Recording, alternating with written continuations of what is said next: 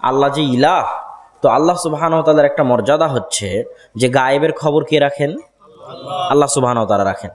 এখন আমি বলেছি পৃথিবীর কোনো ব্যক্তি, পৃথিবীর কোনো বস্তু, পৃথিবীর কোনো জায়গা, পৃথিবীর কোনো স্থান, পৃথিবীর কোনো সময়কে যদি আপনি ওই মর্যাদা, ওই হক, ওই সম্মান, ওই স্থান দেন সরিষা সমপরিমাণ, যেটা পাওয়ার একমাত্র হকদার আল্লাহ রাখে, তাহলে আপনি মুশরিক। তো গায়েবের খবর আল্লাহ রাখে, এটা একমাত্র কে পাওয়ার হকদার? এই বিশ্বাসটা আল্লাহ। আপনি এখন বলতেছেন না মুহাম্মদ সাল্লাল্লাহু আলাইহি ওয়াসাল্লামও গায়েবের খবর রাখে, তাহলে আপনি আল্লাহ যে সম্মানটা পাওয়ার হকদার সেটা কি করে দিলেন? ভাগ করে দিলেন, মুশরিক হয়ে গেলেন। আপনার লা ইলাহা ইল্লাল্লাহ কেটে গেছে, আপনাকে আবার নতুন করে কালেমা পড়তে হবে, আবার নতুন করে শিখতে হবে ইলাহ কাকে বলে।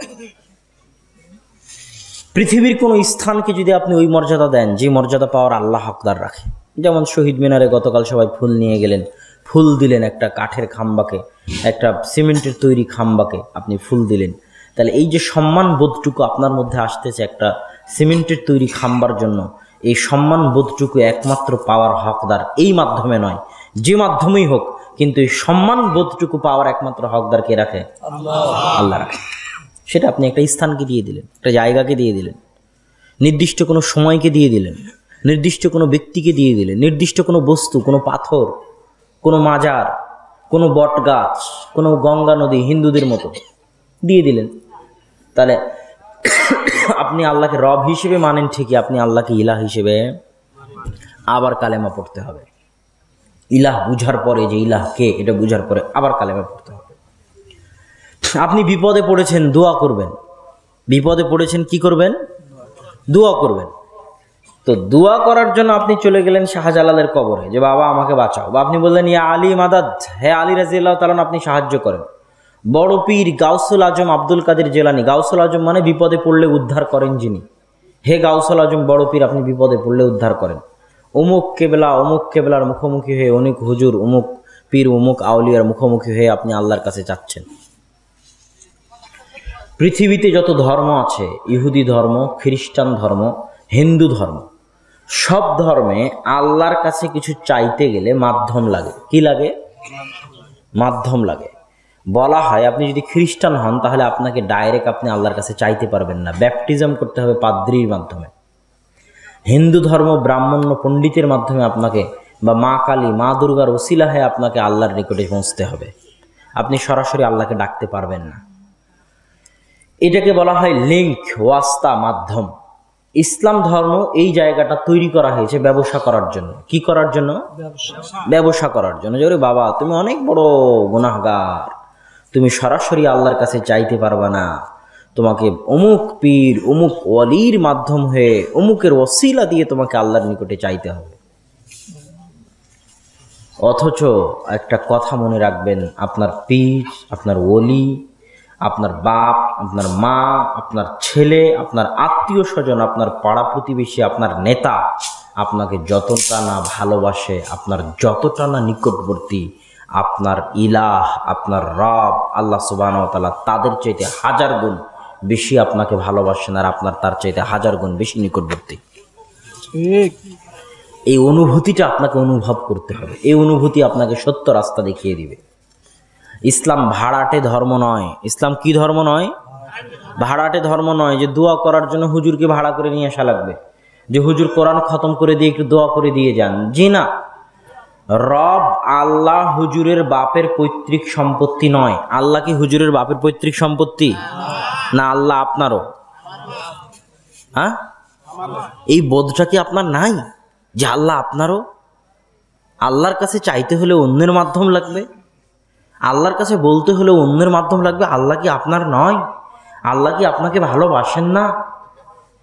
আল্লাহ কি আপনার অপেক্ষায় নাই যে আপনি কখন হাত তুলে চাইবেন আল্লাহর নিকটে?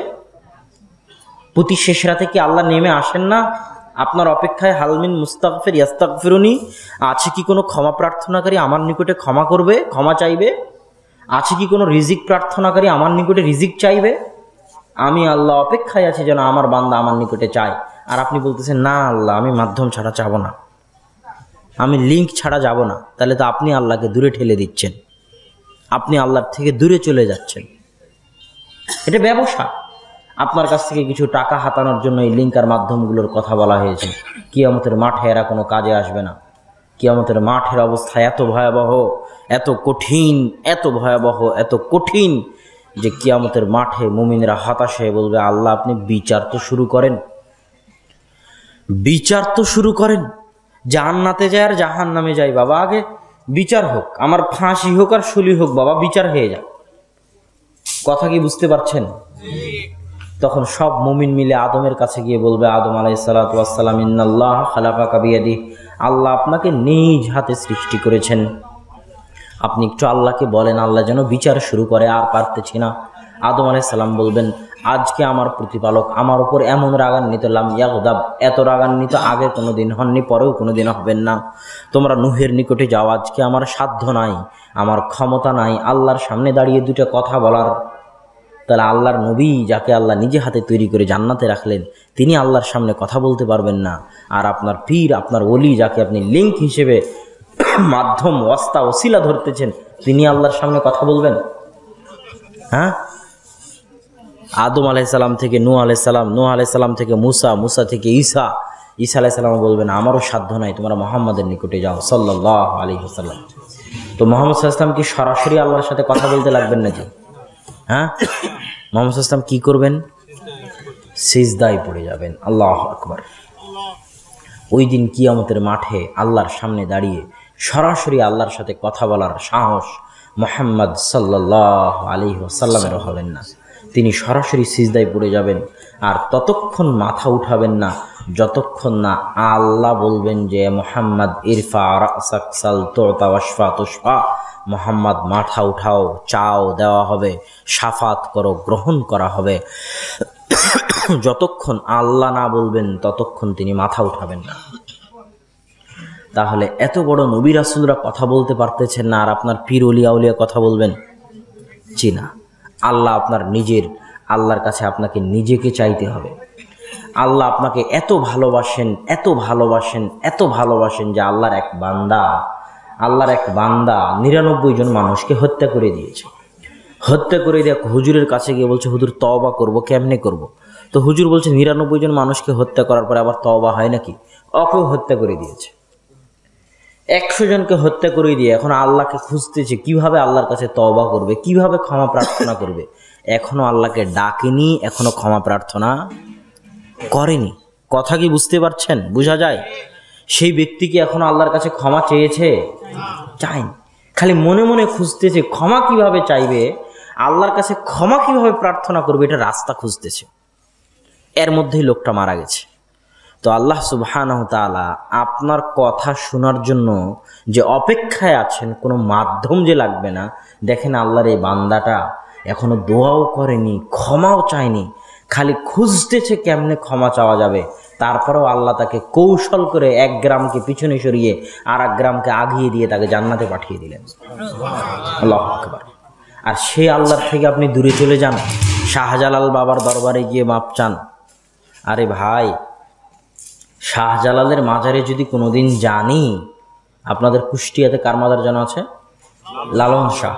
লালন শাহের মাজারে যদি কোনোদিন জানি, শাহজালালের মাজারে যদি কোনোদিন জানি, আব্দুল কাদের জেলানির মাজারে যদি কোনোদিন জানি, তাহলে আব্দুল কাদের জেলানি অপেক্ষায় আছে যেন আপনি একটু তার জন্য দোয়া করেন। শাহজালাল অপেক্ষায় আছে যেন বাংলাদেশের মানুষ একটু আমার জন্য দোয়া করে। আমি কবরে বড় বিপদে আছি, আমি কিয়ামতের মাঠে বড় বিপদে আছি, আমার মানুষের দুয়ার দরকার, মানুষের দুয়ার মুখাপেক্ষী।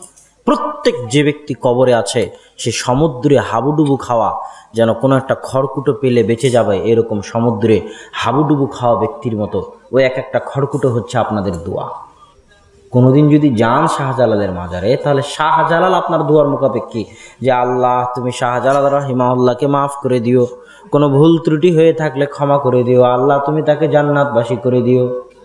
কথা কি বোঝা যায়? উনি এটার মুখাপেক্ষী। আর আপনি তাকে গিয়ে বলতেছেন, হে শাহজালাল বাবা তুমি আমাকে বাঁচাও, তার কবরের সামনে মাথা নত করতেছে। তাহলে আপনার ইমান আর আবু জেহেলের ইমানের মধ্যে কোনো পার্থক্য নাই। এটাই হচ্ছে আল্লাহকে ইলাহ হিসেবে মানা। লা ইলাহা ইল্লাল্লাহ। আল্লাহ চাইলে বলতে পারতেন যে আল্লাহু ইলাহ, আল্লাহ হচ্ছেন ইলাহ, আরবিতে এটা শুদ্ধ বাক্য নাকি ভাই? আল্লাহ হচ্ছে মুবতাদা, ইলাহ হচ্ছে খাবার। আল্লাহ ইলাহ মানে আল্লাহ হচ্ছেন ইলাহ। এতটুকুই তো আল্লাহর বলার উদ্দেশ্য যে আল্লাহ ইলাহ। তো বাক্য এত বড় করার কি দরকার যে লা ইলাহা ইল্লাল্লাহ, এত বড় করার কি প্রয়োজন? আল্লাহ ইলাহ বললেই হতো। কিন্তু না, আল্লাহ যদি শুধু বলতেন আল্লাহ ইলাহ, তাহলে আর কোনো ইলাহ এর মধ্যে ঢোকার সুযোগ পেত, চান্স পেত। কিন্তু আল্লাহ তার ইলাহের হক সরিষা সমপরিমাণ অন্য কাউকে দিতে চান না। আল্লাহ বরদাস্ত করবেন না। আমি যে ইলাহ, আমার হক চুল পরিমাণ কোনো মুসলমানের বাচ্চা যদি ইমানদার হতে চায়, মুমিন হতে চায়, জান্নাতে যেতে চায়, তো আমার ইলাহের চুল পরিমাণ হক অন্য কাউকে দিতে পারবে না। এই জন্য আল্লাহ বাক্য বানিয়েছে লা ইলাহা। যত ইলাহ আছে, যেই ব্যক্তিকে, যেই বস্তুকে, যেই সময়কে, যেই কালকে, যেই স্থানকে তোমরা ইলাহের হক, মর্যাদা, সম্মান, স্থান দিয়ে থাকো, সবগুলোকে পা দিয়ে ভেঙে চুরমার করে দিতে হবে। ইল্লাল্লাহ, ইলাহের হক পাওয়ার একমাত্র অধিকার শুধু হকদারকে আল্লাহ সুবহানাহু ওয়া তাআলা। উঠে আল্লাহ কোরআনে আপনাকে শিখিয়েছে ইয়াকা না'বুদু ওয়া ইয়াকা নাস্তাঈন। আল্লাহ চাইলে বলতে পারতেন না'বুদু ইয়াকা ওয়া নাস্তাঈনু ইয়াকা। এটা হচ্ছে আসল আরবি বাক্য, না'বুদু ইয়াকা নাস্তাঈনু ইয়াকা, যে আল্লাহ আপনার ইবাদত করি, আপনার নিকটে চাই। কিন্তু আল্লাহ বললেন ইয়াকা না'বুদু ওয়া ইয়াকা নাস্তাঈন। এখন ইয়াকা না'বুদু ওয়া ইয়াকা নাস্তাঈনের কেউ যদি অনুবাদ করে যে আল্লাহ আপনার নিকটে চাই, আপনার নিকটে প্রার্থনা করি, আপনার ইবাদত করি, তাহলে অনুবাদ ভুল হবে। সবাই মনে করে নিয়ে যান যে ইয়াকা না'বুদু ইয়াকা নাস্তাঈনের অনুবাদ যদি কেউ করে যে আল্লাহ আপনার ইবাদত করি, আপনার নিকটে চাই, তাহলে অনুবাদ ভুল হবে। আর সঠিক অনুবাদ কি? যে হে আল্লাহ, শুধু অনলি ওয়ান, একমাত্র আপনারই, একমাত্র শুধু অনলি ওয়ান, আপনারই ইবাদত করি। জীবনে কোনোদিন যদি মাথা নত করা লেগেছে, আল্লাহ তো ওই মাথাটা আপনার সামনে নত করেছি। সারা জীবন যদি গুনাহ করে থাকি, আল্লাহ সারা জীবন যদি গুনাহ করে থাকি, কিন্তু হাত যখন উঠিয়েছি তখন আপনার দরবারে উঠিয়েছি। কথা কি বুঝতে পারছেন?